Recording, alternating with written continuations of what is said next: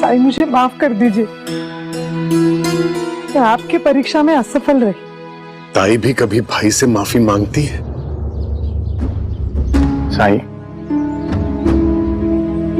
मैं ये समझ नहीं पा रहा हूं कि चंद्रा की इसमें गलती है तो कैसे? आप ही ने इसे व्रत रखने के लिए कहा था, और व्रत में फिर लहसुन का खाना।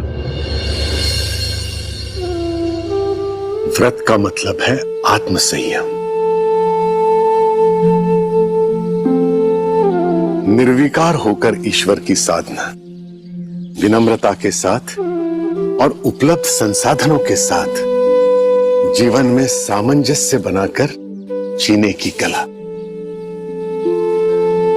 किंतु हम भगवान के नाम पर आडंबर करते हैं, दिखावा करते हैं।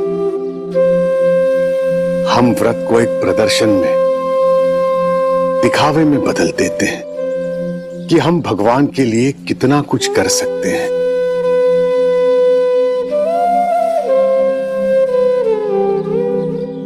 लेकिन ईश्वर भाव का भूखा है, भजन का भूखा है,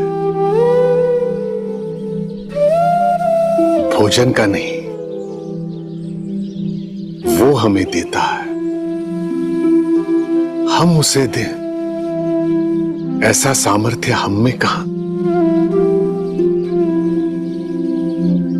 राम जी का पेट शबरी के झूठे बेर से ही भर गया था। भगवान को 9 प्रकार के व्यंजनों की आवश्यकता नहीं होती है।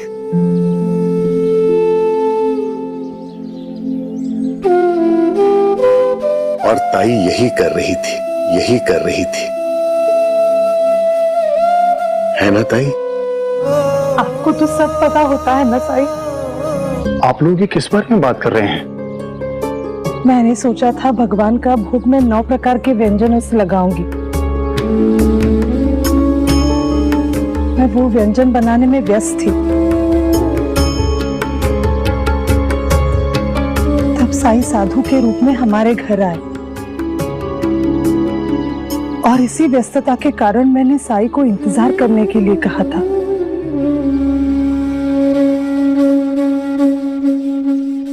यही तुम्हारी गलती थी ताई। जब किसी जरूरतमंद को तुम सादा भोजन तक नहीं दे सकती हो, तो किसी मूर्ति को अच्छे से अच्छे भोजन का भोग लगाना कहां की बुद्धिमानी है? नर की पूजा, नारायण की पूजा। भगवान ने कब कहा कि उनके व्रत के लिए किसी और को भूखा रखें? संसार का सबसे बड़ा पुण्य किसी भूखे को खाना खिलाना है, फिर वो इंसान हो या पशु पक्षी। दूसरों की सेवा से बड़ा व्रत कोई नहीं। जब भगवान शिव किसी भी चीज की परवाह ना करते हुए सबकी मदद करते हैं, तो हम उनके भक्त होकर इन पूजा विधियों में से इंसानियत को क्यों भूल जाते हैं? मुझे माफ कर दीजिए साईं, मैं ऐसी गलती फिर कभी नहीं करूंगी। जानता हूं ताई, यह गलती तुमसे अज्ञानता में हुई है। अब ज्ञान आ गया है तो दोबारा भूल नहीं होगी। लेकिन साईं, ऐसा करने से मेरा व्रत खंडित तो नहीं हुआ होगा ना? जब मन में ईश्वर है तो व्रत सफल होगा ही। हाँ, एक चीज दूंगा मैं तुम्हें। क्या उसे अपने पल्लू से बांध कर रखोगी? जरूर साईं। आओ,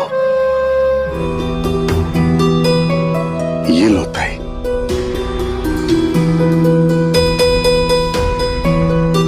साईं, ये मिट्टी किस लिए? ये मिट्टी धरती का हिस्सा है ताई, और धरती को हम मां कहते हैं।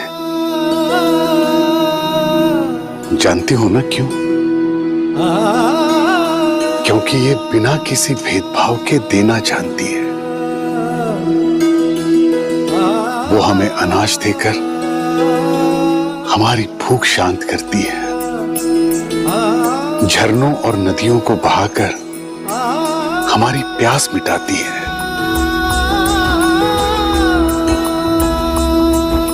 इससे मिले पत्थरों से घर बनते हैं। यानी ये हमें आसरा भी देती है। इसलिए हमें हमेशा इससे प्रेरणा लेनी चाहिए। जिस माँ में इस धरती जैसे गुण हो, वो दुनिया की सबसे अच्छी माँ होती है ताई। और शिवजी चाहते हैं तुम ऐसी ही माँ बनो।